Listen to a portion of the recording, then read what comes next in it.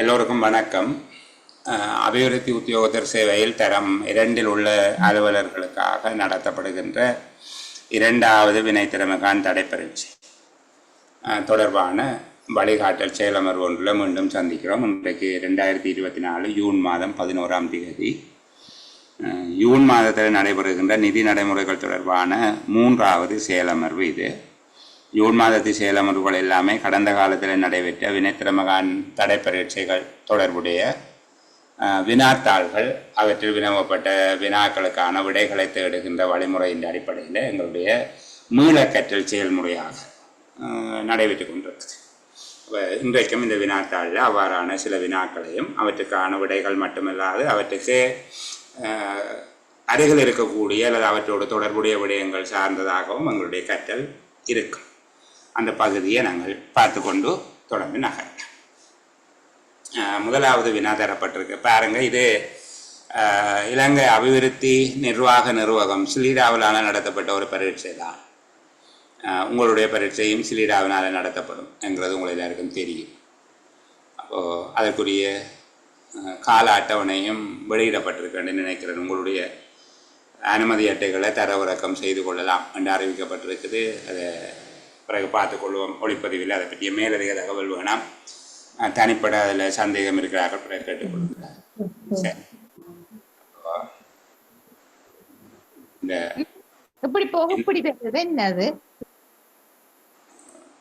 தயவு செய்து உங்களுடைய மக்களை கொஞ்சம் கவனம் எடுங்க. இப்படி போக அப்படி வருகுது என்றால் உங்களோட மக் எப்படி இருக்குதுன்றதை பார்த்துட்டு கதைங்க.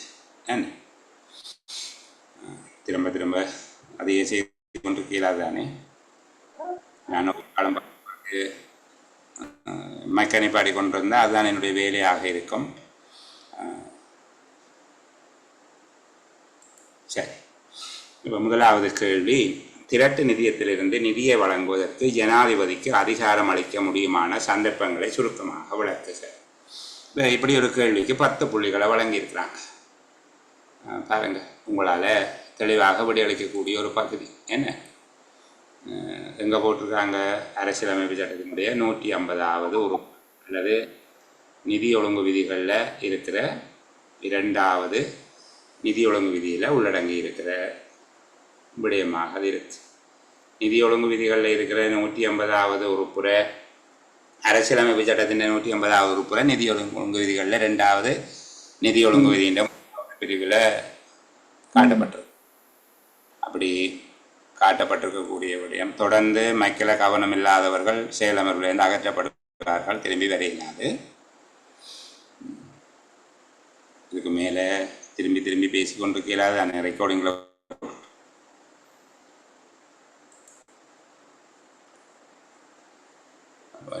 இந்த அரசியலமைப்பு சட்டத்தினுடைய 150வது உறுப்புரை சார்ந்து நாங்கள் ஏற்கனவே படித்து வச்சிருக்கோம். முதலாவது 150 3 4 பிரிவுகளின் ஏற்பாடு தவிர ஏனைய எல்லா சந்தர்ப்பங்களிலும் நிதியமைச்சரின் கைச்சாத்திரப்பட்ட ஆணைச்சீட்டினால் அதிகாரம் அளிக்கப்பட்டால் மட்டுமே திரட்டு நிதியிலிருந்து பணத்தை மீளப்பெறலாம். 2வது, பாராளுமன்ற தீர்மானத்தினால் அல்லது சட்டத்தினால் உரிய செலவினம் அனுமதிக்கப்பட்டிருந்தால் மட்டும்தான் அதற்குரிய பணத்தை பெறுவதற்கான ஆணைச்சீட்டை நிதியமைச்சர் வழங்குவார்.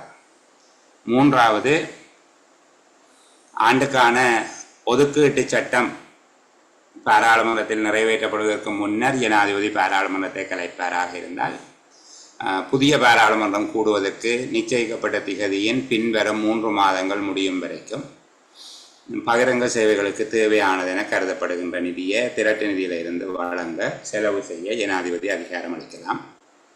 4வது, பாராளுமன்றத்தை கலைத்து பொது தேர்தலுக்கு ஜனாதிபதி திகதியை அறிவிக்கும் போது ஏற்கனவே தேர்தலுக்கான நிதி ஏற்பாடு செய்யப்பட்டிருக்காவிட்டால் தேர்தல் ஆணையாளரோடு கலந்துரையாடி தேர்தலுக்கு அவசியமானதென கருதும் நிதியினை திரட்டு நிதியிலிருந்து வழங்குவதற்கும் செலவு செய்வதற்கும் ஜனாதிபதி அதிகாரம் அளிக்கலாம் என்று 4 விதமாக சொல்லப்பட்டிருக்கு. திரட்டு நிதியிலிருந்து பணத்தினை மீளப்பெறுவதற்கான ஏற்பாடு, திரட்டு நிதியிலிருந்து பணத்தினை விடுவிப்பதற்கான சந்தர்ப்பங்கள், பெறுவதற்கான சந்தர்ப்பங்கள் ரெண்டெல்லாம் சொல்லப்பட்டாலும் இந்த 4 விடயங்கள், இது 4ஐயும் கேட்கணும்.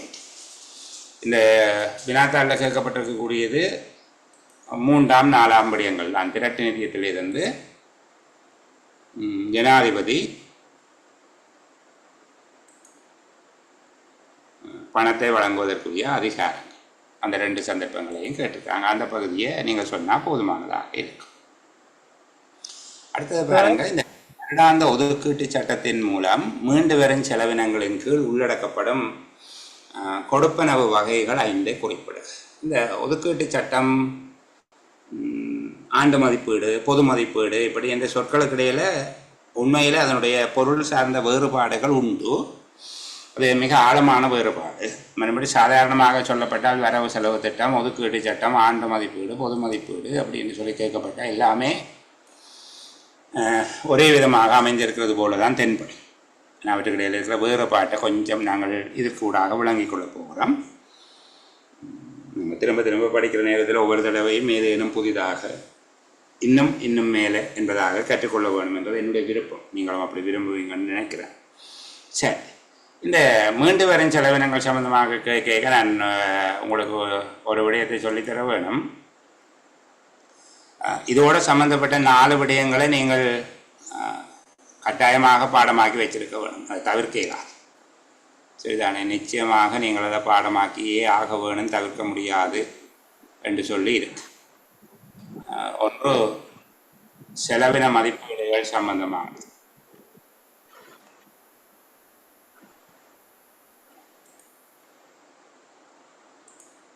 செலவின விடயங்கள் தொடர்பாக உங்களுடைய கேள்விகளை கேட்குற போது செலவினத்தில் வரக்கூடிய, அதாவது கருத்திட்டத்தில் உள்ளடங்குகிற செலவினங்கள் அவர்கள் எப்படி கேட்பார்கள் என்றால், மீண்டலும் செலவினத்தினுடைய பொருளியல் வகுதிகள் கேட்பார்கள். ஏற்கனவே சொன்ன விடயம் நான் கொஞ்சம் வேகமாக சொல்லிட்டு போகிறேன். இந்த பொருளியல் வகுதிகளை நீங்கள் பாடமாக்கியே ஆக வேணும். மீண்டலும் செலவினங்கள் தொடர்புபட்ட பொருளியல் வகுதிகளை குறிப்பிடுக, அல்லது மீண்டலும் செலவினத்தில் உள்ளடங்கும் பொருளியல் வகுதிகளவை என்று கேட்பார்களாக இருந்தால், தனிப்பட்ட ஊதியங்கள் அல்லது ஆளுக்குரிய வேதனாதிகள், அடுத்தது பயண செலவுகள் 2வது, 3வது வழங்கல்கள், 4வது பராமரிப்பு செலவினம், 5வது சேவைகள், 6வது நடைமுறை மாற்றல்கள், 7வது வட்டி கொடுப்பனவுகளும் கழிவுகளும் அல்லது வட்டி கொடுப்பனவுகளும் தள்ளுபடிகளும், 8வது ஏனைய மீண்டலும் செலவினம். இந்த 8 விஷயத்தையும் நிச்சயமாக பாடமாக்கி வச்சுக்கொள்ளுங்க. இதுக்குள்ள கேள்வி கேட்கறதுக்கான வாய்ப்பு இருக்கு. சரிதானே? இது இந்த பகுதியை நீங்கள் எப்படி விளங்கி வச்சுருப்பீங்கன்னு எனக்கு தெரிய இல்லை. ஆண்டு மதிப்பீடுகளில் காட்டப்படுகிற விடயங்கள் என்று சொல்லி 5 விஷயம் சொல்லி தந்தேன். என்ன ஆண்டு மதிப்பீடுகளில் காட்டப்படுகிற விடயங்கள் 5 விடயங்கள் இருக்கும் என்று சொல்லி தந்தேன். ஆண்டு மதிப்பீடுகளில் காட்டப்படுகிறது. முதலாவது வருமானம். இதுதானே ஆண்டு மதிப்பீடுகள் சமர்ப்பிக்க வருமான மதிப்பீடுகள். 2வது செலவின மதிப்பீடு. முதலாவது வருமான மதிப்பீடுகள், 2வது செலவின மதிப்பீடுகள். செலவின மதிப்பீடுகளை 2ஆக பிரிக்க வேண்டும். என்ன? பொது மதிப்பீடுகள், அடுத்தது முற்பண கணக்குகள், செலவுபட்ட மதிப்பீடு, தொடர்புபட்ட மதிப்பீடு, அடுத்தது அரசாங்க சேவையின் வேதன அளவு திட்டங்கள், விரிவான பதவியின் அட்டவணை ஆகிய விடயங்கள் அதுக்குள்ளே அடங்கும். அந்த விடயங்களை கருத்தில் கொள்ளைகளை நீங்கள் பார்த்தீங்கன்னா, அந்த செலவு மதிப்பீடு, ஆண்டு பொது மதிப்பீடுகளில் செலவின மதிப்பீடுகள் 2வதாக காட்டப்படுகிற செலவு மதிப்பீடுகளில் முதலாவது பொது மதிப்பீடுகள். அந்த பொது மதிப்பீடுகளில் உண்டாக அப்படி சொல்லப்படுகிற பொது மதிப்பீடுகளில் ஒரு மதிப்பீட்டை எடுத்தீங்கன்னா, இப்போ அப்படி ஒரு பொது மதிப்பீட்டில் ஒரு மதிப்பீட்டை காட்டுறேன்னு பாருங்க. அரசாங்க தகவல் திணைக்களம்ங்கிறது ஒரு மதிப்பீடு. அந்த செலவின மதிப்பீட்டில் ஒரு மதிப்பீடாக இருக்கு. உங்களோட மைக்கனை பாடுங்க. டிலக்ஷனாங்கிற பேர்ல இருக்கிற ஆள் மைக்கனை பாடுங்க.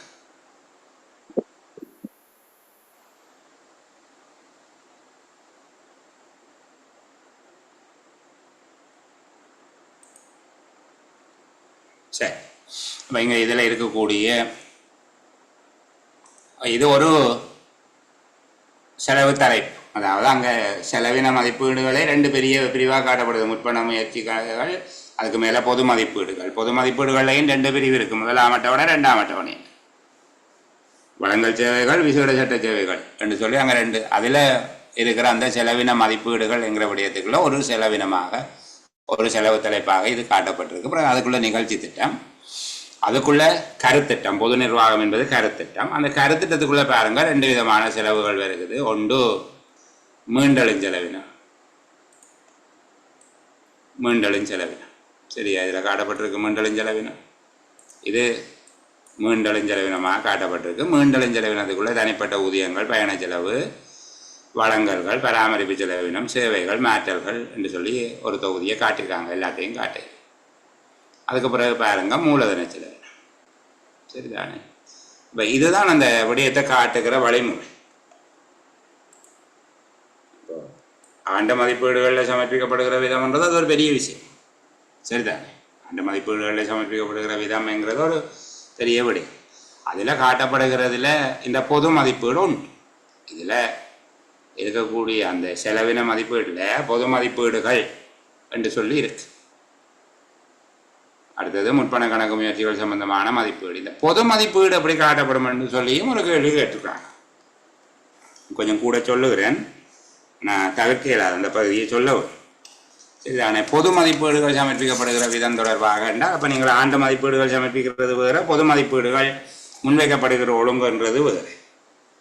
சரிதானே? அப்போ அதில் எப்படி காட்ட வேணும், பொது மதிப்பீடுகள் எப்படி காட்ட வேணும் என்று சொல்லி சொன்னால், முதல்ல அமைச்சின் பொழிப்பை காட்ட வேணும். அமைச்சினுடைய பொழிப்புன்ற இந்த அமைச்சுக்கு கீழே ஒவ்வொன்றுக்கும் என்னென்ன செலவு, திணைக்கள வாரியாக அமைச்சினுடைய செலவினத்தின் சமரி காட்டணும். பிறகு நிகழ்ச்சி திட்டத்தினுடைய செலவின பொழிப்பு காட்டும். சரிதானே? நிகழ்ச்சி திட்டம். பிறகு நிகழ்ச்சி திட்டத்துக்கு கீழே கருத்திட்டங்கள் வாரியாக தான் இங்கே காட்டப்பட்டிருக்கு. இப்போ முதலாவது நிகழ்ச்சி திட்டம் தொழிற்பாட்டு நடவடிக்கைகள், அதுக்கு கீழே கருத்திட்ட ரீதியாக காட்டப்படுது பாருங்க. முதலாம் கருத்திட்டம், ரெண்டாம் கருத்திட்டம், மூன்றாவது கருத்திட்டம் என்று சொல்லி காட்டப்பட்டிருக்கு. அப்போ முதலாவது அமைச்சு ரீதியான செலவின பொழிப்பு, அடுத்தது நிகழ்ச்சி திட்டம் சார்ந்த செலவின பொழிப்பு, அடுத்தது கருத்திட்டம், உபகரத்திட்டங்கள் சார்ந்த செலவின பொழிப்பு, பிறகு செலவு விடைய வாரியாக மீண்டலும் செலவினங்கள், நடைமுறை செலவினங்கள் என்கிற அடிப்படையில் செலவு விடைய வாரியாக ஒவ்வொரு கருத்திட்டத்துக்குமான செலவினங்கள், பிறகு செலவு விடைய விவரங்கள். செலவு விடைய விவரங்கள் என்றால் இப்போ தனிப்பட்ட ஊதியங்களுக்குள்ள விவரங்கள், சம்பளங்கள் மற்றும் படிகள், மேலதிக நேர கொடுப்பனவு, ஏனைய கொடுப்பனவுகள் என்பவை உள்ளடக்கியதாக பொது மதிப்பீடுகள் முன்வைக்கப்படுகிற ஒழுங்கு. இதுதான் ஒரு பொது மதிப்பீடு முன்வைக்கப்படுகிற ஒழுங்கு என்று கேட்கப்பட்டால், பொது மதிப்பீடுகள் தொடர்பான முன்வைப்புகள் கீழ்வரும் ஒழுங்கிலே அமைய வேண்டும். என்ன?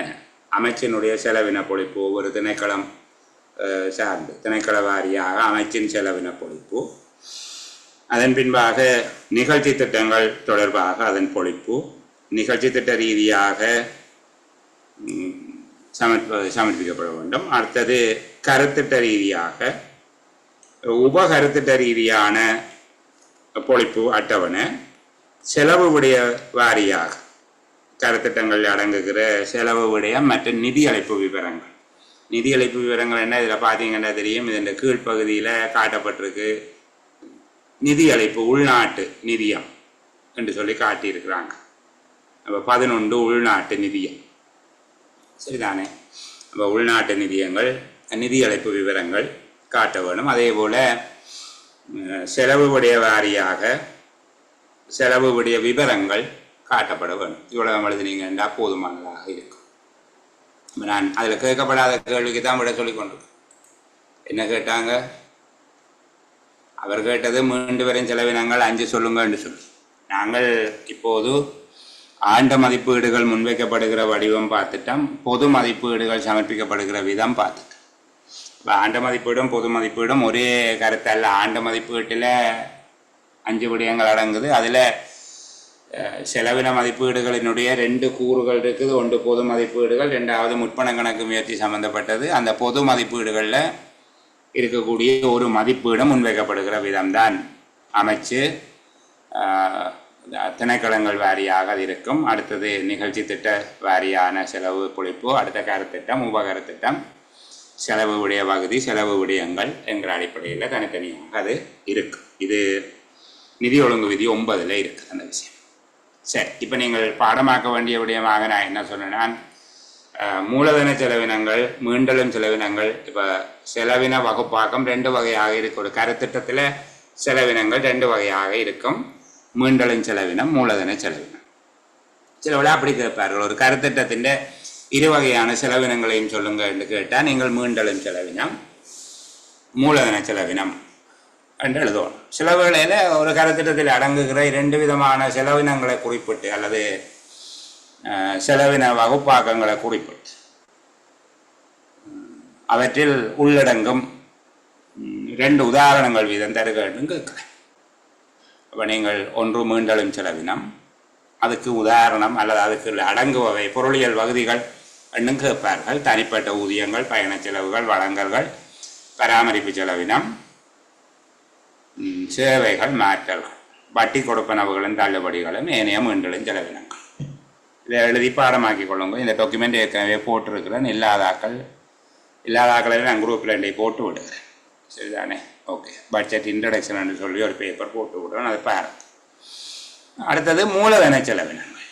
மூலதன செலவினங்களில் மூலதன சொத்துக்களின் புனரமைப்பும் அபிவிருத்தியும், மூலதன சொத்துக்களை கையகப்படுத்தல், மூலதன மாற்றல்கள், நிதி சொத்துக்களை கையகப்படுத்தல், திறன் விருத்தி, ஏனைய மூலதன செலவு. இப்போ இந்த விடயங்களை தயவு செய்து பாடமாக்கி வச்சுக்கொள்ளுங்க. அடுத்தது முக்கியமான இன்னொரு விடயம், நான் உங்களுக்கு அதிகம் பேசாதது, அரசாங்கத்தினுடைய வருமான தலைப்புகள் தொடர்பாக உங்கள்கிட்ட கேட்கறதுக்கு வாய்ப்பு இருக்கு. இந்த செலவின தலைப்புகள் தொடர்பாக கேட்பது போலவே உங்கள்கிட்ட வருமான தலைப்புகள் சம்பந்தமாகவும் கேட்பார்கள். அப்படி கேட்டால் அதை எழுதக்கூடிய அளவுக்கு ஒரு பரீட்சைக்கு எந்த அளவு வேணுமோ அந்த அளவுக்கு நான் உங்களுக்கு சொல்லித்தரேன். மற்றபடி அதுக்கு மேலே நான் போகிறேன். சரிதானே? அப்போ அதை பார்த்துக்கொள்ளுங்க. அரசிறைகள், அரசாங்க வருமானம்ன்றது அரசிறை. சரிதானே? அரசிறை பற்றி கேட்கப்பட்ட அரசிறையினுடைய 2 பிரதான பகுதிகளும் அவை என்று சொல்லி கேட்பார். அரசிறையினுடைய 2 பிரதான பகுதிகளும் கேட்கப்படுமாக இருந்தால் நீங்கள் எழுதுங்க. ஒன்று வரி வருமானம், 2வது வரியல்லா வருமானம். ஒன்று வரி வருமானம், 2வது வரி அல்லாத வருமானம் என்று சொல்லி 2 பெரிய பிரிவுகள் இருக்கு. இதில் அரசாங்கத்தினுடைய வரி வருமானத்துக்குள்ள என்னெல்லாம் அடங்கும், வரி வருமானத்துக்கான உதாரணங்கள் அல்லது அதன் உள்ளடக்கங்கள் என்று கேட்டால் அது நிறைய இருக்குது. அது பெரிய அளவுக்கு அப்படியே பாடமாக்க வேணாம். இப்போதைக்கு நான் அதுக்கு ஒரு 5 உதாரணம் எழுதக்கூடிய மாதிரி. வரி வருமானத்தினுடைய வகைகள். சரிதானே? அரசாங்கத்தின் வருமான வகைகளை வகைப்படுத்துங்க என்று கேட்டால், ஒன்று வரி வருமானம், 2வது வரியல்லா வருமானம். இப்போ வரி வருமானத்துக்கு கீழே நாங்கள் முதல் வரி வருமானம் என்று எழுதி அதுக்கு ஒரு 5 வரி விடுறோம், இல்லை ஒரு 10 வரி விடுறோம். அப்புறம் 2வது வரியல்லா வருமானம் என்று எழுதி ஒரு 10 வரி விடுறோம். வரி வருமானங்களுக்குள்ளே எழுத போகிறோம் சர்வதேச வர்த்தகம் மீதான வரி. 1 வரி வருமானத்தில் முதலாவது சர்வதேச வர்த்தகம் மீதான வரி, 2வது உள்நாட்டு பொருட்கள் சேவைகள் மீதான வரி அல்லது உள்ளூர் பொருட்கள் சேவைகள் மீதான வரி. அதில் பிறகு தனியாக பெறுமதி செயல் வரி, பொருட்கள் சேவை வரி, தேசிய பாதுகாப்பு வரி, மதுவரி கட்டளை சட்டத்தின் கீழான அறவீடு, அப்படி எல்லாம் இருக்குது. அது வேணாம். நாங்கள் இப்போ முதலாவது சர்வதேச வர்த்தகம் மீதான வரி, 2வது உள்ளூர் அல்லது உள்நாட்டு பொருட்கள் மற்றும் சேவைகள் மீதான வரி,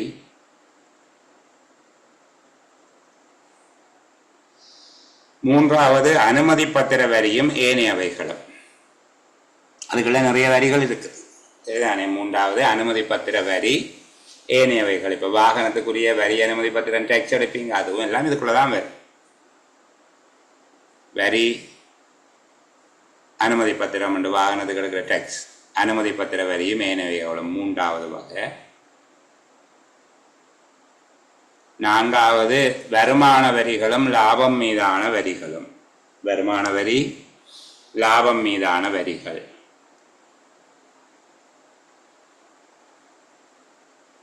இவ்வளவும் வருமான அதாவது வரி வருமானங்களுக்குள்ள வரி வருமானத்துக்குள்ள 4 வகையில் பிறகு அதில் வருமான வரி, லாபம் மீதான வரிகள் இந்த பகுதிகள் இருக்குது. நீங்கள் விரும்பினா படித்துக்கொள்ள நான் உங்களுடைய வசதிக்காக மிக எளிமையாக சொல்லித் தருகிறேன். அரசரை என்பதை 2 பெரிய பிரிவாக பிரிக்கலாம். ஒன்று வரி வருமானம், வரி அல்லாத வருமானம்.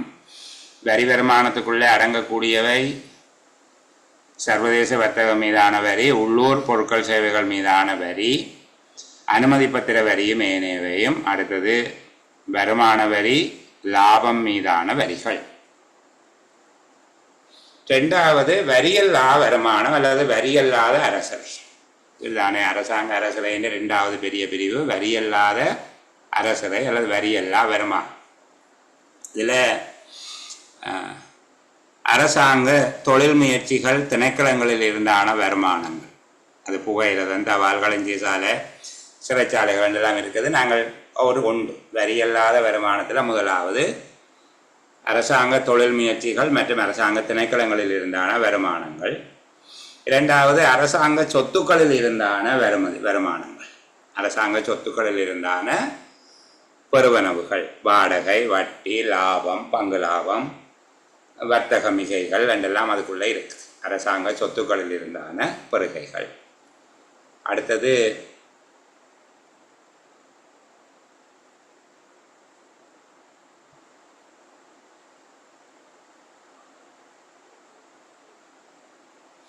தண்டப்பணங்களும் அறவீடுகளும்.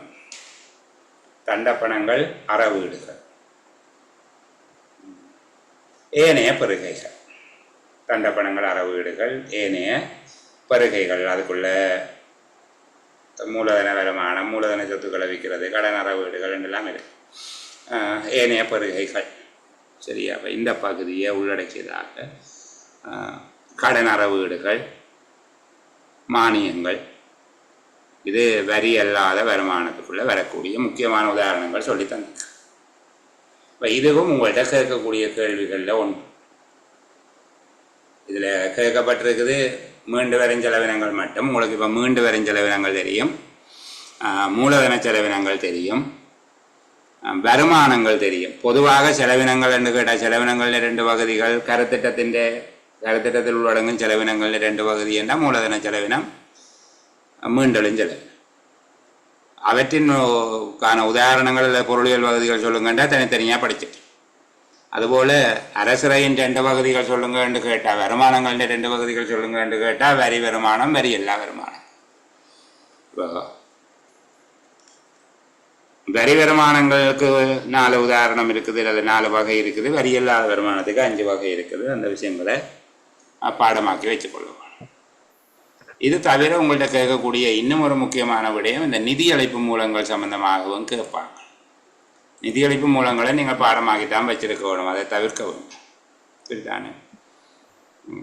இப்போ ஆண்டு மதிப்பீடுகளில் காட்டப்படுகிற நிதியளிப்பு மூலங்களாக கடைசியாக காட்டுவார்கள், இந்த மூலத்திலிருந்து நிதி பெறப்படும் என்று சொல்லி காட்டுவார்கள். அந்த நிதியளிப்பு மூலங்கள் நான் இப்போ உங்களுக்கு சொல்லித்தந்த நான் 11 ஆரம்பிக்கும். ஏன்னா 11ன்றது வழங்கல் சேவைகள், அதாவது உள்நாட்டு நிதியம். உள்நாட்டு நிதியம், திரட்டு நிதியிலிருந்து வழங்கல் சேவைகளுக்கு பணம் வழங்கப்படுமாக இருந்தால் அது 11. நாங்கள் அது உள்நாட்டு நிதி 11. விசேட சட்டம் 21 பார்த்துனாங்க. இதில் உள்நாட்டு நிதி 11, விசேட சட்டம் 21. அது தவிர உள்நாட்டு நிதி மூலங்களாக இன்னும் 2 இருக்கு. வெளிநாட்டு நிதி தொடர்புபட்ட உள்நாட்டு செலவினங்கள், வெளிநாட்டு நிதி தொடர்புபட்டதான உள்நாட்டு செலவினங்கள் என்று சொல்லி தனியாக ஒரு தொகுதி இருக்குது. கொஞ்சம் ப்ளீஸ் மெக்க நிப்பாட்டுங்க. நான் எரிச்சலடைய வேணும் என்று செய்கிறீர்களா அல்லது எனக்கு அதை விளங்கிக் கொள்ள முடியல, உங்களுடைய நோக்கம் என்னென்று. ஒருத்தரையும் பேர் சொல்லி அவங்களை அப்படி பேசுறதுல விருப்பம் இல்லை, ஆனால் தவிர்க்க முடியாமல் சில நேரங்களில் அதை செய்ய வேண்டி இருக்கு. ஏன் அப்படி செய்கிறீங்கன்னு எனக்கு புரிஞ்சு கொள்ள முடியல.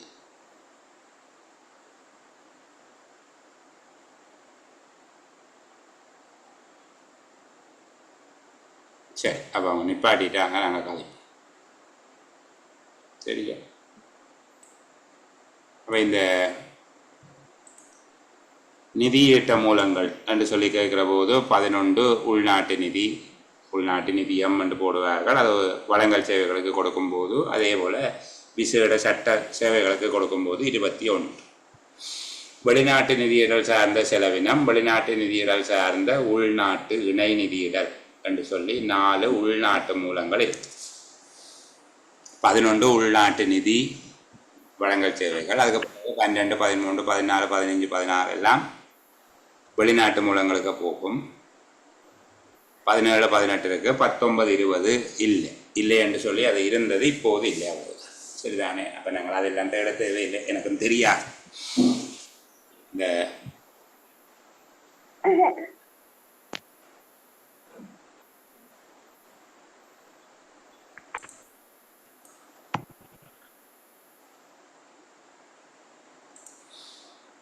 வெளிநாட்டு நிதியீட்ட மூலங்கள் என்று கேட்குற போது வெளிநாட்டு கடன், வெளிநாட்டு மானியம், திருப்பியும் வெளிநாட்டு கடன், வெளிநாட்டு மானியம் தான் முன்னுக்கு மீளழிப்பு செய்யக்கூடிய என்று பார்ப்போம். மீளழிப்பு செய்யக்கூடிய வெளிநாட்டு கடன், மீளழிப்பு செய்யக்கூடிய வெளிநாட்டு மானியம். அதே போல் எதிரணை நிதியம், மறுதரப்பு நிதியம் என்று சொல்லி சொல்லப்படுது. அப்போ இதை ஒருக்கா பாடமாக்கி வச்சுக்கொள்ளுங்க. இதுன்னு தவிர்க்கிறார்கள் கேட்கலாம். உள்நாட்டு நிதியீட்ட மூலங்கள், வெளிநாட்டு நிதியீட்ட மூலங்கள் என்று சொல்லி தனியாக கேட்கலாம், அல்லது நிதியீட்ட மூலங்கள் என்கிற அடிப்படையில் உங்கள்கிட்ட தனியாக கேட்கலாம். இன்னொரு தடவை இந்த விடயங்கள் ஒரு பேப்பரில் வரைக்குள்ள நான் பேசவே மாட்டேன். நான் திரும்ப திரும்ப அதையே பேசி கொண்டிருக்கிற போது ஒரு சலிப்பு ஏற்பட்டு போயிடும். அப்போ அது வேணும், அந்த பகுதியை விடும் இனி வருகிற நேரம். சரி, அடுத்த விடயத்தை பாருங்க பிள்ளைகள். அடுத்த கேள்வி கேட்கப்பட்டிருக்குது. எதிர்பாராத செலவு நிதியத்திலிருந்து முற்பணத் தொகை ஒன்றை பெற்றுக்கொள்வது தொடர்பான ஏற்பாடுகளை நிதி ஒழுங்கு விதிகளின் பிரகாரம் விளக்குக என்று சொல்லி கேட்டிருக்காங்க. இது 4 விடயங்கள் ஏற்கனவே நீங்கள் அழகாக படித்து வச்சிருக்கிற விஷயம்தான், சரிதானே. 4 விடயங்கள் நீங்கள் கேட்டால் நீங்களே சொல்லக்கூடியதாக இருக்கும். எனக்கு யார் அதை சொல்லுவீங்க? 4ஐயும் விளக்கம் சொல்ல தேவையில்லை. இந்த 4 படிமுறைகளையும் என்னென்ன நாங்கள் சொல்ல வேணுங்க, அந்த படிமுறைகளை யார் சொல்லி?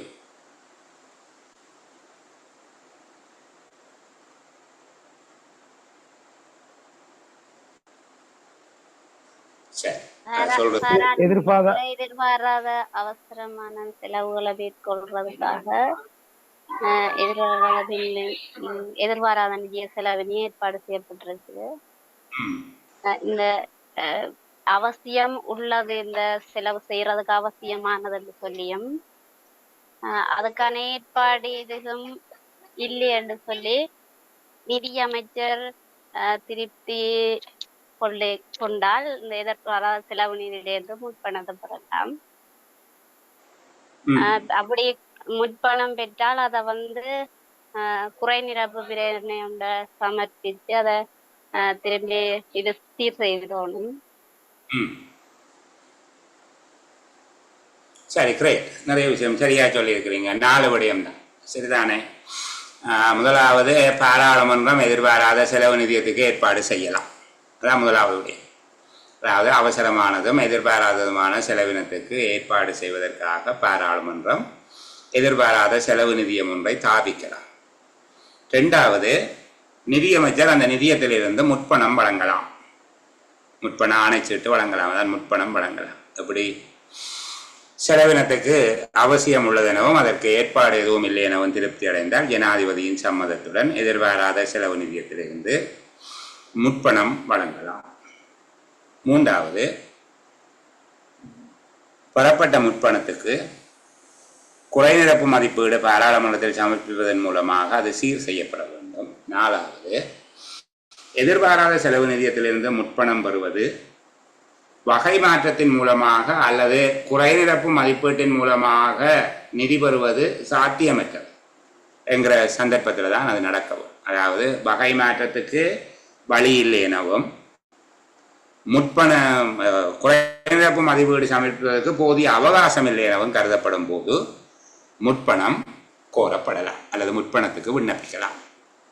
இந்த 4 விடயங்களையும் வச்சுக்கொண்டு நீங்கள் அழகாக விட எழுதினா அப்படியே முழு புள்ளியையும் அள்ளி போட வேணும், வேறொரு வழியும் செய்ய இயலாது, சரிதானே. அடுத்தது, பொது நிதி தொடர்பாக திரைசேரியின் கட்டுப்பாடு மற்றும் மேற்பார்வையின் கீழ் உள்ளடங்கும் பணிகள் கடமைகள் எவை என்று சொல்லி கேட்டிருக்கு. இந்த விடயம் எங்கே இருக்குது? இந்த விடயம் எங்க இருக்குது பிள்ளைகள்? சொல்லுங்க. நிதி ஒழுங்கு 126. நிதி ஒழுங்கு விதி 126.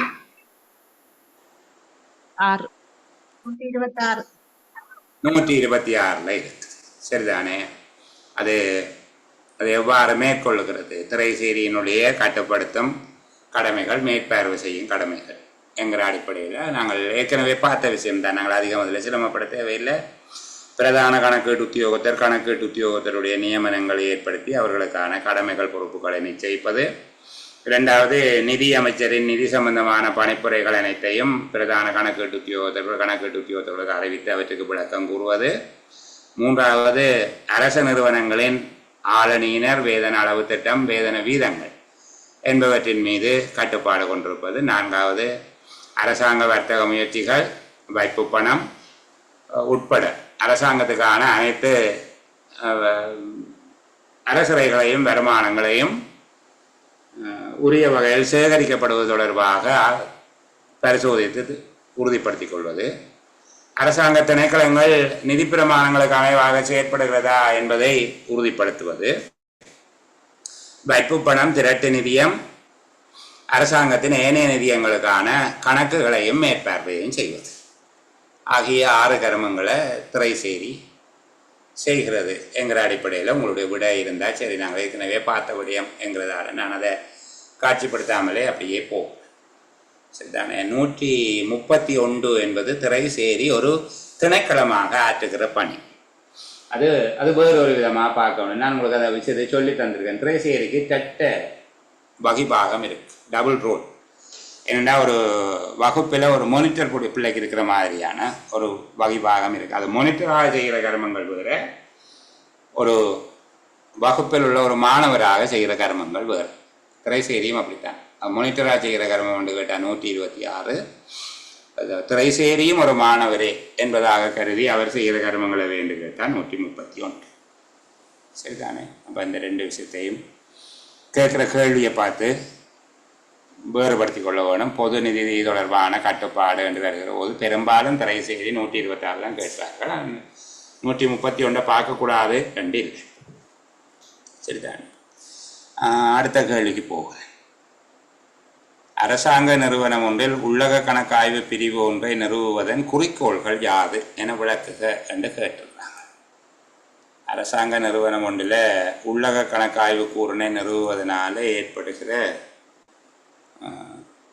உள்ளக கணக்காய்வு கூறுவதை நிறுவுவதற்கான நோக்கங்கள் என்ன? என்ன நோக்கங்களுக்காக அது நிறுவப்படுகிறது?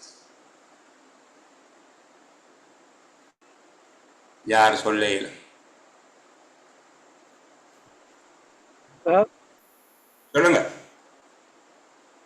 ஒரு திணைக்களத்தின் தவறுகளையும் களவுகளையும் கட்டுப்படுத்துவதற்கு 133 சொல்லு. கணக்கு முறைகள் மற்றும் ஏனைய பதிவுகள் நம்பகத்தன்மை உறுதிப்படுத்துவதற்கு, திணைக்களம் சொத்துக்கள் நட்டங்களிலிருந்து சார்ந்த அளவினை பாதுகாப்பதற்கு, நிதி ஒழுங்குகள் நிர்வாகங்கள் திரைச்சினால் காலத்துக்காலம் சுற்றறிக்கைகளுக்கு அமைப்பாக செயற்படப்படுகின்றதா என்பதை ஆராய்வதற்கு,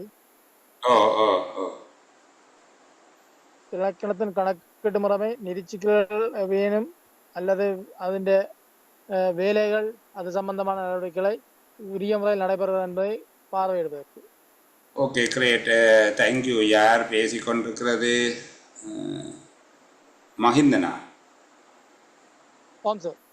ஓகே, தேங்க்யூ. மஹிந்தன், எங்க எடுத்தீங்க? எந்த டாக்குமெண்ட்ல இதை பாக்குறீங்க?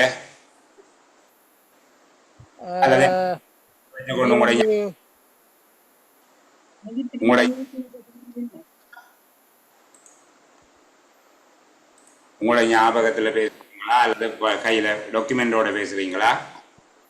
நான் எழுதி வச்சதான் சார் வாங்கினேன். நல்ல, சரி.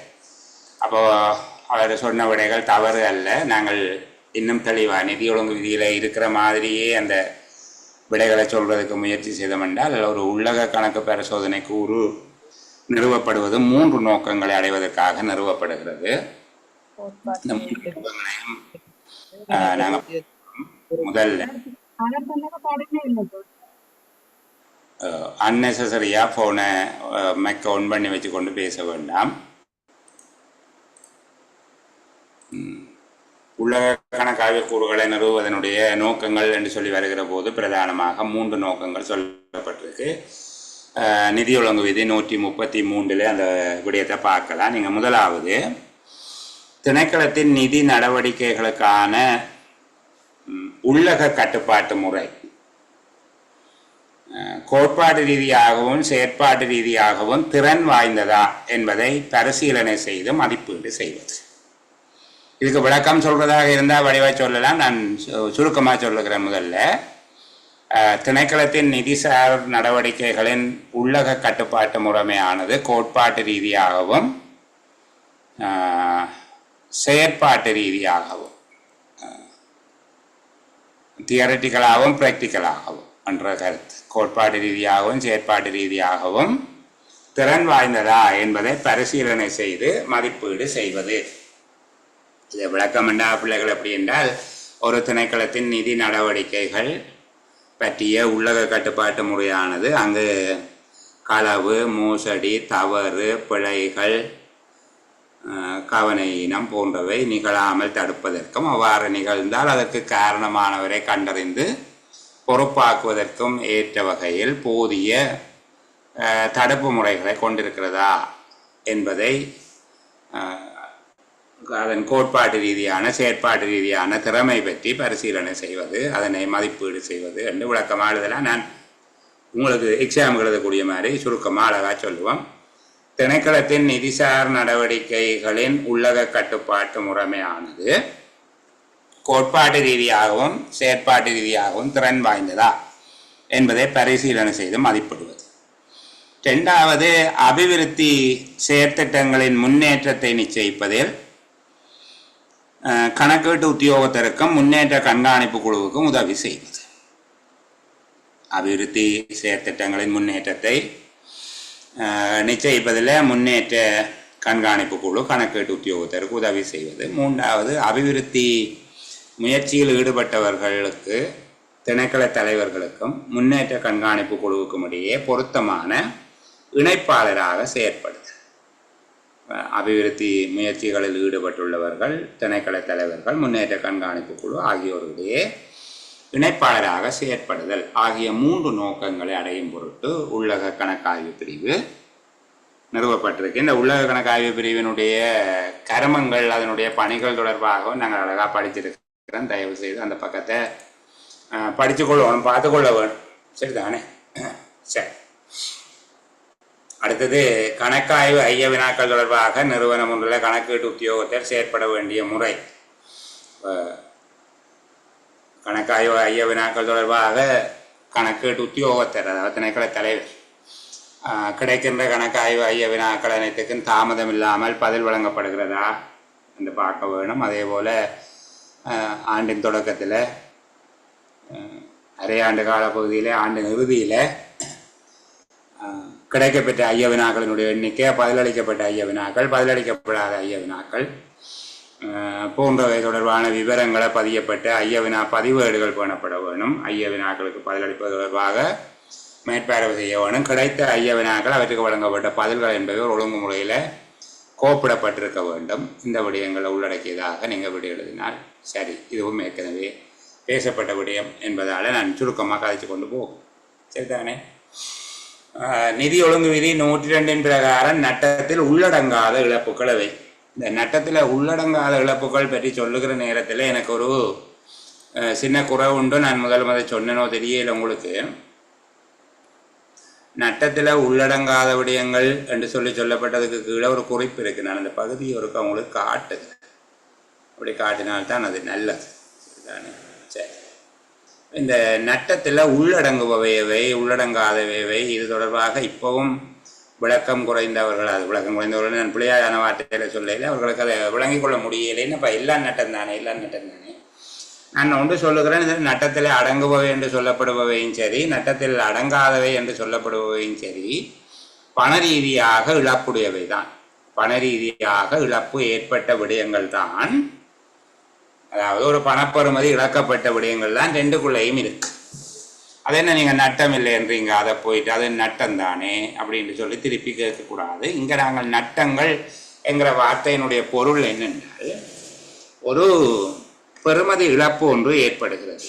ஒரு நட்டம் என்றது ஒரு பெறுமதி இழப்பு ஒன்று ஏற்படுகிறது.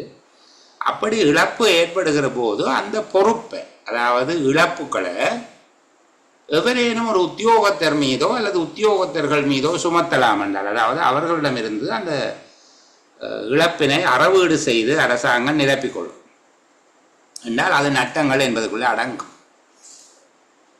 ஒரு நிதி இழக்கப்படுகிறது, நிதி ரீதியாக இழப்பு ஏற்படுகிறது. ஆனால் அந்த இழப்பை எவர் மீதும் பொறுப்பிக்க முடியாது. அப்படி பொறுப்பிக்க முடியாத நிதி சார்ந்த இழப்புகளாக சொல்லப்படுபவை தான் நட்டம் என்பதனுள் அடங்காதவை என்று இங்கே லிஸ்ட் பண்ணப்படுகிறது. இப்போ ரெண்டுமே நிதி சார்ந்த இழப்புத்தான் அல்லது சொத்து இழப்புத்தான். அவ்வாறு ஒரு நிதி சார்ந்த இழப்பு அல்லது ஒரு சொத்து இழப்பு ஏற்படும் போது அதனை எவரேனும் ஒரு உத்தியோகத்தர் மீதோ அல்லது உத்தியோகத்தர்கள் மீதோ அதை சுமத்தியலாம், பொறுப்பிக்கலாம். அப்படின்னு வருகிற போதுதான் அதை நாங்கள் நட்டங்கள் என்பதுக்குள்ளே அடக்கம். சரியா? மற்றதை அப்படி பொறுப்பிக்க முடியாததை நட்டம் என்பதுக்குள்ளே அடக்க இல்லை. இப்படி விளங்கி கொண்டவன்டா சரி. இப்போ நட்டம் என்பதுக்குள்ளே அடங்கிறது உங்களுக்கு தெரியும். அதில் என்ன ஒன்று, அரசாங்க உடைமைகளினுடைய பௌதிக ரீதியான நட்டம், உருப்படியான நட்டம், பணம், முத்திரை, பயிர், தாவரம், பயணச்சீட்டுகள் முதலியன உட்பட்ட என்று சொல்லி விளக்கம் சொல்லப்பட்டது. ஏற்கனவே நட்டம் அழகாக படிச்சிருக்கிறோம், எல்லாருக்குமே தெரியும். அப்போ நான் அதுக்குள்ள அடங்குற விடயங்கள் உங்களுக்கு தெரியும். அந்த விளக்கத்தை இப்போவும் சில பேர் குரல் ஒளிப்பதிவில் என்ற கேட்கிறார்கள் டிக்கணும் என்பதால் சொல்லுங்கள். இரண்டாவது, அரசாங்கத்தின் உடைமையாக இல்லாத போதும் அதன் கட்டுக்காப்பில், அரசாங்க கட்டுக்காப்பில் வைத்திருக்கப்பட்ட பணப்பெருமானம் உள்ள உடைமைகள் நட்டமடைதல் அல்லது சேதமடைதல், அரசாங்க உடைமைகளுக்கு ஏற்பட்ட சேதம், அரசாங்க உத்தியோகத்தினுடைய தவறு காரணமாக ஏற்பட்ட இழப்புக்கு செலவழிக்கப்பட்ட தொகை, மற்றது மேலதிகமாக கொடுத்தது, முறையற்ற அல்லது கொடுக்கக்கூடாத கொடுப்பனவு, தவறான குழுவினருக்கு கொடுக்கப்பட்ட கொடுப்பனவு, இது எல்லாத்தையும் உள்ளடக்கி நாங்கள் நட்டங்களுக்குள்ளே அடங்கும். அடுத்தது நட்டம் என்பதுக்குள்ளே அடங்காதவை. இந்த பகுதியை தான் நான் முக்கியமாக காட்ட வேணும் யோசிச்சு. அரசாங்கத்தின் முற்பண கணக்கு முயற்சி, வர்த்தக முயற்சிகளில் ஆண்டு கணக்கில் வருகிற நட்டம். அரசாங்க வியாபார முயற்சிகள், வர்த்தக முயற்சிகள், முற்பண கணக்கு முயற்சிகளில் ஒரு நட்டம் வருகிற போது அல்லது குறைவு வருகிற போது அது நட்டமாக கருதப்படுவதில்லை என்றால் அதன் பொருள் அது எவர் மீதும் சுமத்தப்பட முடியாது, சுமத்தப்படுவதில்லை. ரெண்டாவது, அரசாங்கத்தின் நிலையான சொத்துக்கள் அவற்றினுடைய பெறுமதி குறைவு, பெருமான தேய்வு, சாதாரணமான தேய்வு, அழிவு, குளக்கட்டு, கல்வெட்டு, பாலம், வீதி, புகையிரத தண்டவாளம், கட்டடங்கள் போன்றவற்றுக்கு வெள்ளம், வெள்ளப்பெருக்கு, மண்சரிவு இப்படியாக ஏற்படுகிற அழிவு, அரசாங்கத்தின் அறவிட முடியாத அல்லது மீளப்பெற முடியாத அரசரை நிலுவைகள், அறவிட முடியாத கடன்கள், இந்த நாளையும் தான் நீங்கள் நட்டம் என்பதற்குள்ள சேர்க்க வேணும். அதுக்கு கீழே போடப்பட்டிருக்கிற காய்தல், சுருங்குதல், சீர்கெடுதல் முதலிய காரணங்களால் ஏற்படும் நட்டங்களும் இப்பிரிவின் ஒழுங்கு விதிகள் அடங்குவதாக கவனிக்கப்பட வேண்டும் என்றால் அது இதுக்குள்ளே சேர்க்கணும் என்று சொல்ல இல்லை. அவர் இந்த காய்கிறது, உலர்றது, ஆவியாகிறது, அழுகிறது இப்படியானதுகள் எல்லாத்தையும் நட்டமாக கொள்ள வேணும் என்று தான் சொல்லப்பட்டிருக்குது. அது நட்டமாக வராது என்று சில புத்தகத்தில் இருக்குது. அது தயவு செய்து அப்படி எழுதி போடாதீங்க, அது சரியானது அல்ல. ஏன்னா நிதி ஒழுங்கு விதி 108 நட்டங்களை கையாளும் அலுவலர்களில் அமைச்சு செயலாளரான பிரதான கணக்கீடு உத்தியோகத்தர் கையாளக்கூடிய நட்டங்களில் திரைசேரியினால் அங்கீகரிக்கப்பட்ட வீதங்களுக்குள் அடங்குகிற காய்தல், சுருங்கல், வற்றல், சீர்கெடுதல், ஆவியாதல், உலர்தல் என்று சொல்லி அந்த பகுதி சொல்லப்பட்டிருக்குது. ஆகவே அது நட்டம் என்பதுக்குள்ள வரும். சரிதானே? சரி, அடுத்த கேள்விக்குள்ள போ. நட்டங்கள் தொடர்பில் அறவிடக்கூடிய ஆகக்கூடிய பெறுமதி எவ்வாறு கணிக்க வேணும்? இது உங்களுக்கு தெரியும். சரிதானே? முதலாவது, பணமாக இருந்தால் பணம் என்று சொல்லி வருகிற போது அதன் உண்மை பெறுமதி அப்படித்தானே கணிக்கிற நாங்கள். பணம் என்று வருகிற போது அதனுடைய உண்மை பெறுமதியை கணிக்க வேணும். அதே போல் முத்திரைகள், நுழைவுச்சீட்டுகள், டிக்கெட்டுகள் என்ன ஆக இருந்தால் அதில் காட்டப்பட்ட பெறுமதி, அதாவது முகப்பெறுமதி, முத்திரைகள், பயணச்சீட்டுகள் போன்றவற்றின் விஷயத்தில் அதில் காட்டப்பட்ட முகப்பெறுமதி. அரசாங்க சொத்து முழுமையாக இழக்கப்படுமாக இருந்தால் புது பொருளை பதிலீடு செய்கிற செலவு, தீர்வ வரி, பதிலீட்டு செலவின் 25%. அதுபோல் பயிர் வகைகள், உயிர் வகைகள், மிருகங்கள், மீன்கள், பறவைகள் அப்படி இருக்குமாக இருந்தால் அவற்றின் மதிப்பிடப்பட்ட பெறுமதி, தீர்வ வரி, மதிப்பீட்டு பெறுமதியின் 25%. அரசாங்க உடைமைகளுக்கு ஏற்பட்ட சேதமாக இருந்தால் அதை பழைய நிலைமைக்கு கொண்டு வரதுக்கு ஏற்பட்ட எல்லா செலவினங்களும் என்பதாக இதை கணிப்பிடலாம் என்று நாங்கள் பார்த்துருக்கிறோம். நிதி ஒழுங்கு விதி 105. சரிதானே? அப்போ இதில் 5வது கேள்வி, நாங்கள் பார்க்கறது இல்லைன்னு ஒரு முடிவோடு இருக்கிறோம். ஏன் பார்க்கறது இல்லைன்ற முடிவோடு இருக்கிறோம்? அது பெருகை தொடர்பாக இருக்கிறதால நாங்கள் சரி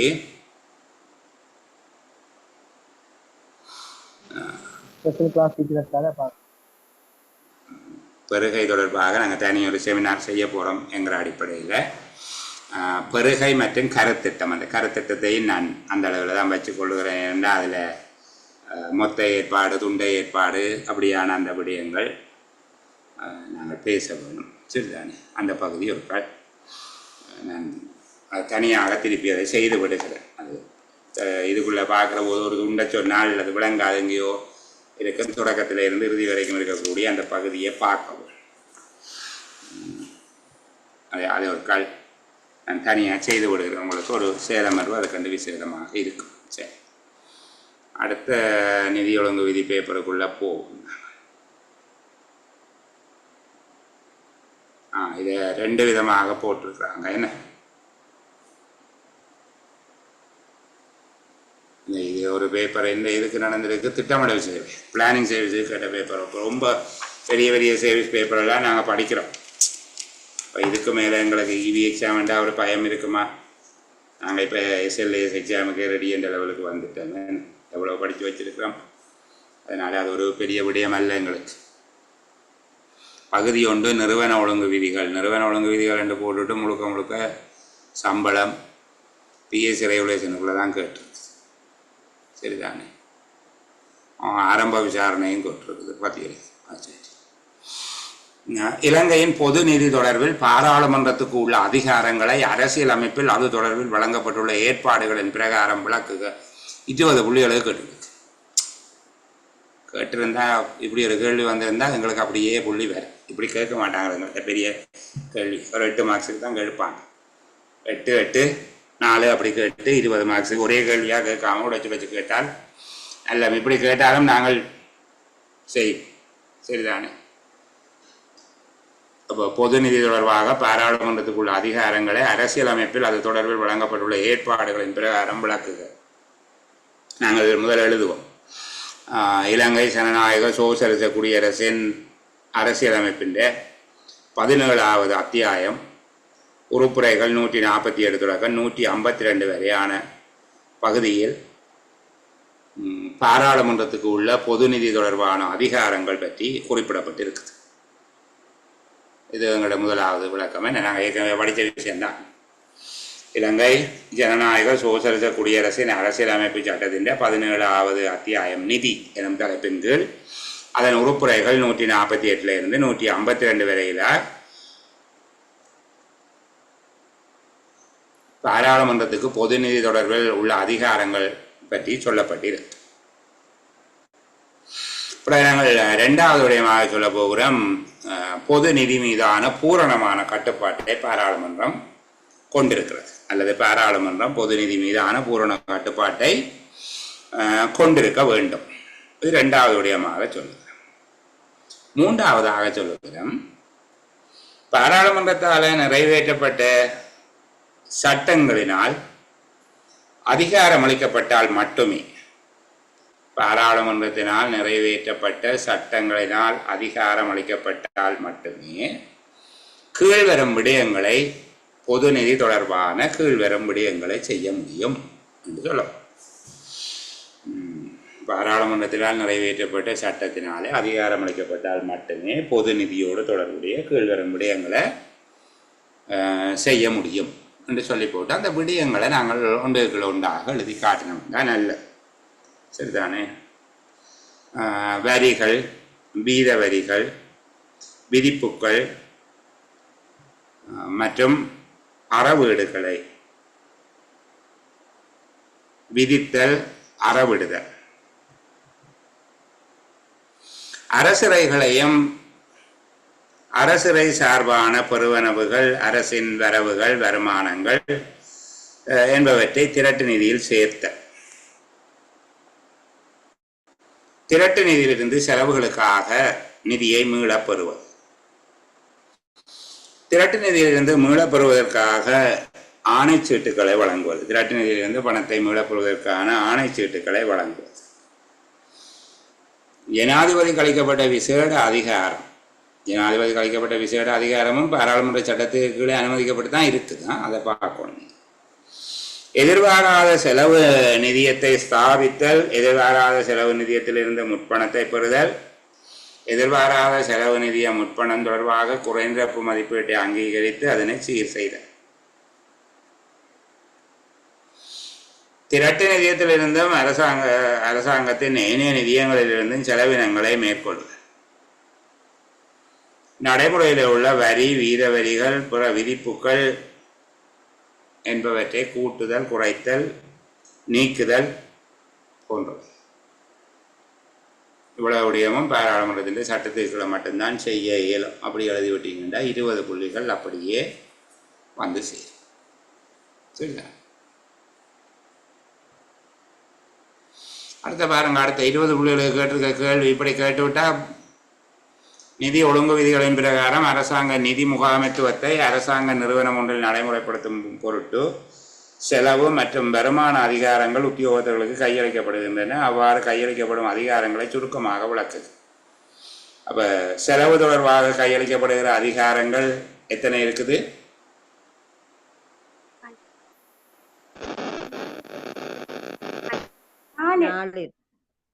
4 விடயங்கள் இருக்கு. அனுமதி அளித்தல், அங்கீகாரம் அளித்தல், சான்றுபடுத்தல், கொடுப்பனவு செய்தல். 4ஐயும் என்ன என்று சொல்லி ஒரு விளங்கப்படுத்தி விட்டீங்கன்னா அரைவாசி புள்ளி வந்து. அடுத்தது வருமானம் தொடர்பான அதிகாரங்கள், மதிப்பீடு,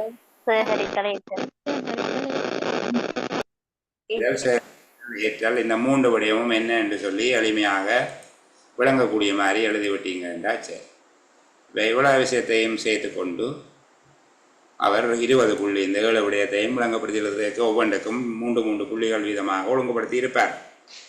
சரிதானே? அப்போ 21 புள்ளி என்றால் 20 புள்ளி கொடுக்கக்கூடிய மாதிரியாக ஒழுங்குபடுத்தியிருப்பாங்க. 3வது கேள்வி நான் ஏற்கனவே சொன்னது போல பெருகை சம்பந்தமானது. இப்படி இருக்கக்கூடிய எல்லா பெருகை கேள்விகளையும் நாங்கள் வச்சுக்கொண்டு மிச்ச விடயத்துக்கு நாங்கள் போவோம். சரிதானே? 4வது பகுதி சில்லறை காசு கட்டுநிதி. இந்த கட்டுநிதி தொடர்பாக நாங்கள் ஏற்கனவே பேசி இருக்கிறோமா? சில்லறை பண கட்டுநிதி, உப கட்டுநிதி சம்பந்தமாக அழகா பேசிங்கிறதால நான் திரும்ப தவறவிட்ட பிள்ளைகள் கடந்த சேலமர்வினுடைய காணொலியை பார்த்தீங்கன்னா சரி. நிதி ஒழுங்கு விதி 371க்கு கீழே உபகட்ட நிதி என்றால் என்ன என்று சொல்லப்பட்டிருக்குது. அது தவிர உபகட்ட நிதியினுடைய 3 வகைகள் சொல்லப்பட்டிருக்கு. அவை தொடர்பாக எப்படி அதுக்குள்ள 4 பாயிண்ட்ஸ் அல்லது 3 பாயிண்ட்ஸை உள்ளடக்கி விட எழுதலாம் என்பதை பற்றியும் சொல்லப்பட்டிருக்கு. ஆகவே அது ஒரு முழுமையான கவனம் செலுத்தி தயவு செய்து பார்த்துக்கொள்ளுங்க. அதே போல வங்கி கணக்கு இணக்க கூற்று, அடையாள ஏற்பாடு 14வது நிதி ஒழுங்கு விதி அழகா படிச்சிருக்கிறோம். அதாவது ஒரு கருத்திட்டம் உண்டு, கொள்கை அளவிலே அரசினாலே அங்கீகரிக்கப்பட்டுள்ளது. ஆனால் அதற்கான முழு நிதி ஏற்பாடும் செய்ய முடியாத போது அதற்கென ஒரு வாக்கு விவரத்தை ஏற்படுத்துவதற்காக இந்த அடையாள ஏற்பாடு செய்யப்படுகிறது. இது அதுக்கென்று சொல்லி ஒரு ஓட் பட்டிக்குள் ஒன்று இருக்கும், ஒரு தலைப்பு, நிகழ்ச்சி திட்டம், கருத்திட்டம், செலவு உடைய பகுதி எல்லாம் இருக்கும். ஆனால் அவற்றுக்கு ஒதுக்கப்படுகிற ஒரு சிறிய அளவு பணம் ஒதுக்கப்பட்டிருக்கும். எதிர்காலத்தில் நிதி வழங்கப்படும் என்பதை நிச்சயப்படுத்துவதற்காக அது ஏற்பாடு செய்யப்படுது. வரவு செலவு திட்ட பணிப்பாளர் நாயகத்தினுடைய விசேடமான அங்கீகாரம் இல்லாமல் அவ்வாறு செய்யக்கூடாது வேண்டியிருக்கு. அடுத்தது, அரசாங்க அமைச்சு அல்லது திணைக்களத்தில் பெட்டகத்தில் பாதுகாக்கப்பட வேண்டிய பொருட்கள். படிச்சிருக்கிறீங்களா?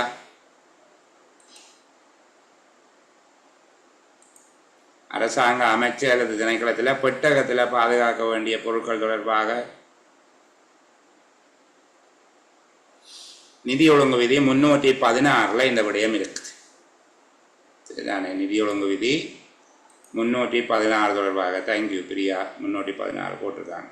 ஓகே, நிதி ஒழுங்கு விதி 316 இது சொல்லப்பட்டிருக்கு. இந்த நிதி ஒழுங்கு விதியில் 315 இருந்து இருக்கக்கூடிய சில பகுதிகளை நான் இன்றைக்கு உங்களுக்கு சொல்லி விடுகிறேன். கொஞ்சம் சிலபஸுக்கு வழியில் தான் 6ஆவதுல இருக்குது என்று சொன்னாலும் கொஞ்சம் படித்து கொள்ளுவோம், சில நேரங்களில் சொல்ல இயலாம். சரி, அப்போ இந்த சேஃப் என்று சொல்லுவோம், அதாவது அயன் சேஃப் என்று சொல்லுவோம் தானே, காப்பு பட்டி, அரைக்கப்பட்டி, அரை, நீல அறை, சரிதானே, என்பவற்றில் பாதுகாப்பாக வைத்து பேணப்பட வேண்டியவை. எல்லா அரசாங்க பணமும், காசோலை, காசு கட்டளை, தபால் கட்டளை, வங்கி ஆணை போன்றவை எல்லா அரசாங்க பணமும் அங்கே வைக்கப்பட வேணும். முத்திரைகளும் விற்று பணம் பெறத்தக்க சீட்டுக்களும் அல்லது விற்கத்தக்க பெருமானமுள்ள சீட்டுக்களும். 3வது செக் புத்தகம், சரிதானே, சரி, அதை விட அடிதல் செயல் புத்தகங்கள், உத்தரவு சீட்டு புத்தகங்கள், பற்றிச்சீட்டு புத்தகங்கள், அதாவது பணம் பெறும் பற்றிச்சீட்டு, எரிபொருள் கட்டளை, இப்படியாக உத்தரவு சீட்டு புத்தகங்கள், பற்றிச்சீட்டு புத்தகங்கள் கொண்ட இப்படியான அடிதல் செயல் புத்தகங்கள். அதே போல் செக் புக், காசோலை புத்தகங்கள், வங்கி கட்டளை புத்தகங்கள், அது எழுதினது எழுதாதது சொரியலான எல்லா இதழ்களும். அடுத்தது, பணப்பெறுமதி உள்ளதோ பணப்பெறுமதி இல்லாததோ நீதிமன்ற நடவடிக்கைக்கு உட்பட்டிருக்கக்கூடிய ஆவணங்கள், கட்டுக்காப்பாக வைக்க வேணும் என்று நீதிமன்றம் சொல்கிற ஆவணங்கள், சரிதானே. இப்படியான விடயங்கள் எல்லாம் அந்த அயன் சேவில் வைக்க வேணும். அயன் சேவின் திறப்புகள் பேணப்படுவதை பற்றி கேட்பார்கள், அதையும் நீங்கள் இப்போ தெரிஞ்சு வச்சுக்க வேணும்.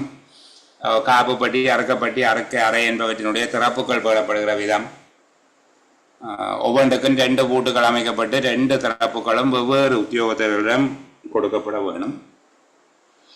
அவர்கள் அந்த திறப்புகளை மேச, லாட்சி, அலமாரி, இழுப்பறை போன்றவற்றில் வைத்து செல்லக்கூடாது. எப்போதும் தங்களுடைய வசம் வைத்திருக்க வேண்டும்.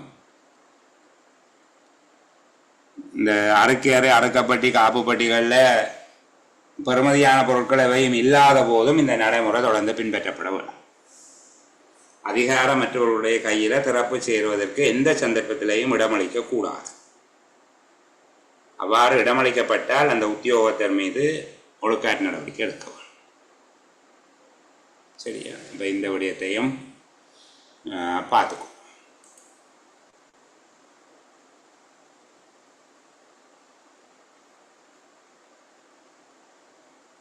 நிதி ஒழுங்கு விதிகளோட பேப்பர் முடிஞ்சது, படிக்கிற குணம் இல்லை பொருள். மேலே பாப்பம் இருக்கிற பேப்பர்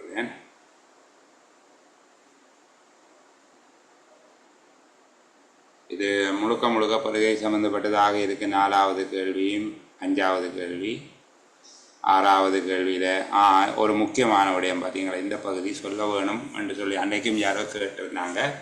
இந்த துண்ட மதிப்பீடு, மொத்த செலவு மதிப்பீடு, அது எல்லாம் நான் பிறகு சொல்கிறேன்னு சொன்னாங்க. கருத்திட்ட சம்பந்தமாக கதைப்பம். அரசாங்க முற்பண கணக்குகளின் எல்லைகள் நான் சொல்லி தந்துட்டேன். 3 உச்ச எல்லை, ஒரு இழிவு எல்லை, 4 எல்லைகள் இருக்குது. அரசாங்க முற்பண கணக்கு முயற்சிகள் என்றால் என்ன, அவற்றினுடைய எல்லைகள் என்றால் என்ன என்று சொல்லி அந்த 4 எல்லைகளும் அழகாக பேசி இருக்கிறோம். இந்த திரைசேரி குறிப்புகள் சம்பந்தமாக நடுக ஒரு மட்டுப்பாடு ஒன்று இருக்குது. அந்த பகுதியை சொல்ல வேணும் என்று நினைக்கிறது, ஆனால் பிறகு அதை விட்டுறது கொஞ்சம் பெரிய விஷயமா கிடந்தது, பேசாம விடுவோம்னா நான் இங்கே அவர்கள் கேட்டிருக்கிறேன். சரிதானே? இந்த திரைசேரி குறிப்புகள், அது நினைவு குறிப்புகள், விஞ்ஞாபன படிவங்கள் என்று சொல்லியும் அதை சொல்றதுதான். திரைசேரி குறிப்புகள், திரைசேரி நினைவு குறிப்புகள் அல்லது திரைசேரி விஞ்ஞாபன குறிப்புகள் என்று சொல்லுகிறது. ஆண்டு வரைவு மதிப்பீடுகளை தயாரிப்பதற்கு தேவையான தகவல்கள், தரவுகளை வழங்குவதற்கு உபயோகிக்கும் படிவங்கள். ஆண்டு வரைவு மதிப்பீடுகளை தயாரிப்பதற்கு, ஆண்டு வரைவு மதிப்பீடுன்றது பாராளுமன்றத்துக்கு சமர்ப்பிக்கப்படுகிற மதிப்பீட்டினுடைய டிராஃப்ட், அதான் வரைவு மதிப்பீடு. ஆண்டு வரைவு மதிப்பீடுகளை தயாரிப்பதற்கு தேவையான தகவல்கள், தரவுகளை வழங்குவதற்கு உபயோகிக்கின்ற படிவம் திரைசேரியின் நினைவு படிவம் அல்லது விஞ்ஞாபன படிவங்கள் என அழைக்கப்படுகிறது.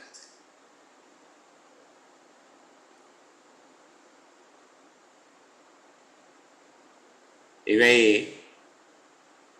ஆனாவிலிருந்து ஏனா வரைக்கும் 7 படிவங்கள் இருக்கிறது. திரைசேரி குறிப்பு படிவங்கள் 7 படிவங்கள் இருக்கிறது. ஆனா தொடக்கம் ஏனா வரைக்கும். நினைவு குறிப்பு படிவம் ஆனா. அங்கீகரித்த பதவி அணி மற்றும் ஆளுக்குரிய வேதனாதிகள், காடர், சலரி, இவ்வளவும் கொடுக்கணும் ஆனாவில். நினைவு குறிப்பு படிவம் ஆனா அங்கீகரித்த பதவி அணி, ஆளுக்குரிய வேதனாதிகள் பற்றிய விவரம். நினைவு குறிப்பு படிவம் ஆவன்னா மீண்டு வரும் செலவினம். நினைவு குறிப்பு படிவம் ஈனாவும் ஈயன்னாவும் மூலதன செலவினம். அதுல ஈனா புதிய வேலைகள் மீதான செலவினம் தவிர,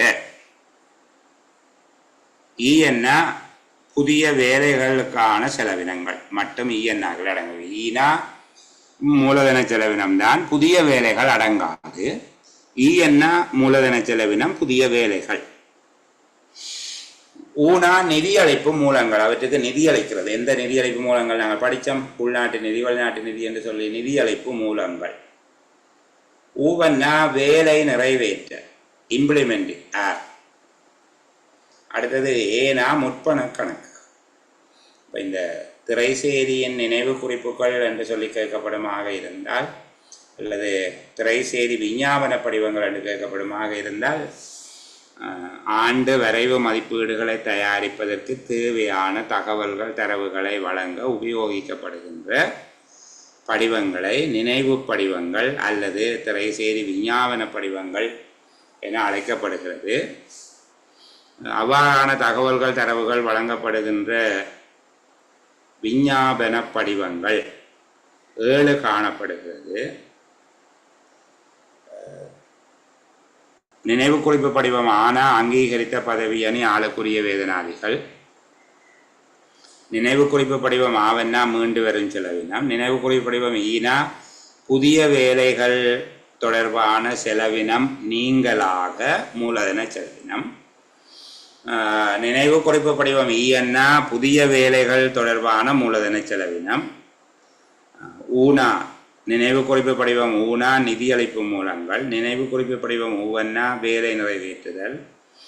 நினைவு குறிப்பு படிவம் ஏனா முற்பண கணக்குகள் என்கிற அடிப்படையில் இதை சொல்லுவோம். சரிதானே? இந்த இடைக்கால வாக்குப்பண பேரேடு என்பது தொடர்பாக நான் இங்கே எழுதக்கூடிய ஒரு வரைவிலக்கணம் சொல்வதற்கு முன்பாக இந்த பகுதியை சொல்லுகிறேன். இப்போ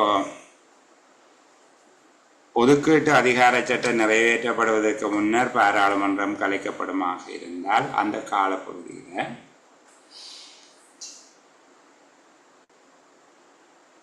பொது செலவினங்களை மேற்கொள்வதற்காக நிதி வழங்கப்படுகிறது. அதை vote on account என்று சொல்வார்கள். vote on account என்று சொல்றது அவ்வாறு வழங்கப்படுகின்ற நிதியம் இடைக்கால வாக்கு பணக்கணக்காக பதிவு செய்யப்படும். vote on account, அதாவது அந்த பாராளுமன்றம் அங்கீகரித்ததாக இல்லாவிட்டாலும் ஏற்கனவே உருவாக்கப்பட்ட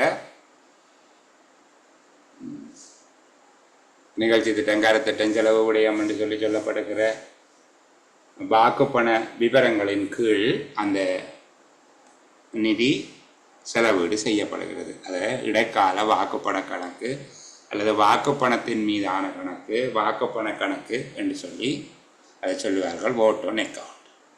சரிதானே? அப்போ இதில் நான் மொத்த செலவு மதிப்பீடு டோட்டல் கோஸ்ட் எஸ்டிமேட் சொல்லையில் அதே போல் மேலே இருக்கிற இந்த பெருகை சம்பந்தமான 5வது கேள்வி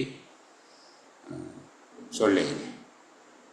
4வது கேள்வியின் 1வது பகுதி நிதி ஒழுங்கு விதி 141 பிரகாரம் காசோலைக்கு 2வதாக கையொப்பமிடுபவரின் பொறுப்புகள் 4 சுருக்கமாக தருக என்று கேட்டு நாங்கள் இந்த விடயம் பார்த்து நாங்கள் 2வதாக கையொப்பமிடுகிற 1வதாக கையொப்பமிடுகிறவர் கொடுப்பன உத்தியோகத்தராக கருதப்பட வேணும் என்று பார்த்து நாங்கள் 1வதாக கையெழுத்து வைக்கிறவர் கொடுப்பன உத்தியோகத்தர். காசோலையினுடைய செம்மையான தன்மைக்கு அவர்தான் பொறுப்பாக இருப்பார். ஆனால் 2வது உத்தியோகத்தை 2வதாக கையொப்பமிடுகிற உத்தியோகத்தை சில விடயங்களுக்கு பொறுப்பாக இருப்பார் என்று சொல்லி கதைத்திருக்கிறார். அவர் என்னென்ன விடயங்களுக்கு பொறுப்பாக இருக்க வேணும்? 2வதாக கையொப்பமிடுகிறவர் முதல் கையொப்பமிடுகிறவர், அதாவது 1வது கையொப்பமிடப்பட்டிருப்பது காசோலையில் 1வது கையொப்பமிட்டவர் கையொப்பமிடுவதற்கு அதிகாரம் வழங்கப்பட்டவரா என்பதை பார்க்கவும். காசோலையில் 1வது கையொப்பமிட்டுள்ளவர் கையொப்பமிடுவதற்கு அதிகாரம் அளிக்கப்பட்டவரா என்று பார்க்க வேண்டும். 2வது முதல் கையொப்பமிட்டவருடைய கைகளில் இருந்து சென்ற பின்னர் காசோலைகளில் ஏதாவது மாற்றம் செய்யப்பட்டிருக்கா? 3வது காசோலையில் இருக்கிற பெயர், தொகை, ஏனைய விவரங்கள் உறுதிச்சீட்டில் காணப்படும் விவரங்களுக்கு ஒத்ததாக இருக்குதா? உறுதிச்சீட்டு பொருத்தமான ஒருவரால் அத்தாட்சிப்படுத்தப்பட்டிருக்குதா? கொடுப்பனவு செய்யப்பட்டுள்ளது என்பதற்கான முத்திரை பொறிக்கப்பட்டு உறுதிச்சீட்டுகளில் ஒப்பமிடப்பட்டிருக்குதா?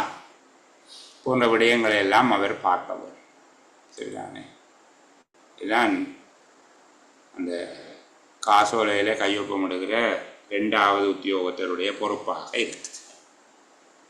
நாங்கள் ஒரு குறிப்பிட்ட எண்ணிக்கையிலான வினாத்தாள்களை பார்த்துட்டு ஓரளவுக்கு எங்களுக்கு செய்யக்கூடியதாக இருக்குது. உலக கணக்காய்வு பிரிவினுடைய நோக்கங்கள் என்ன, இந்த மேலதிக நிதி ஒதுக்கீடுகளை பெற்றுக்கொள்ள மாற்று வழிமுறைகள் 2 முன்மொழிந்து அவற்றை சுருக்கமாக விளக்குக என்ற ஒரு கேள்வி வந்திருக்கு பாருங்க. இந்த பகுதியில் ஒரு நிறுவனம் மேலதிகமான நிதி ஒதுக்கீட்டை பெறுவதற்கான 2 வழிமுறைகளை முன்மொழிந்து அவற்றுக்கான அதை சுருக்கமாக விளக்கட்டு. இந்த 2 வழிமுறைகளும் தெரிஞ்ச ஆக்கள் வகை மாற்றம் சார். ஓம் சரி, சரியான பதில். அடுத்தது சார் அதுல அந்த வீரமன் நடைமுறைன்றது வகை மாற்றியா சார்? வீரமன் நடைமுறைன்னு சொல்றது வகை மாற்றியா? வீரமன் நடைமுறை தான் வகை மாற்று. அதே BIREMEN சரிதானே? அதே வீரமன் என்று சொல்லி சொன்னாங்க. இவங்க வீரமன் என்று போட்ட உடனே ஏதோ பழங்காலத்து பல்லவ மன்னன் ஆக்க வேண்ட மாதிரியான ஒரு தோற்றத்தை உண்டாக்கிவிட்டான். ஆள் ஒரு கத்தியோட அடியோட நிற்பார், பச்சை கட்டி இருப்பார், படு பயங்கரமான ஆளுண்ட மாதிரியான ஒரு தோற்றம் வந்துட்டுது. ஒரு தடவை அப்படி கேட்டாங்க, வீரமன் நடைமுறை என்றால் என்ன என்று. எல்லாருக்கும் வகை மாற்றம் தெரிஞ்சவன் ஒரு தினம் அதுக்கு அந்த கேள்விக்கு விடி எழுதியது. அதுக்கு பிறகு எல்லாரும் வகை மாற்றம் என்ற சொல்ல விட்டுட்டு இப்போ வீரமன் நடைமுறைன்னு தான் படிப்பிக்கிறாங்க. சரிதானே? அதுதான் வகை மாற்றம். இப்போ மேலதிக நிதி ஒதுக்கு 2வது செலவு நிதி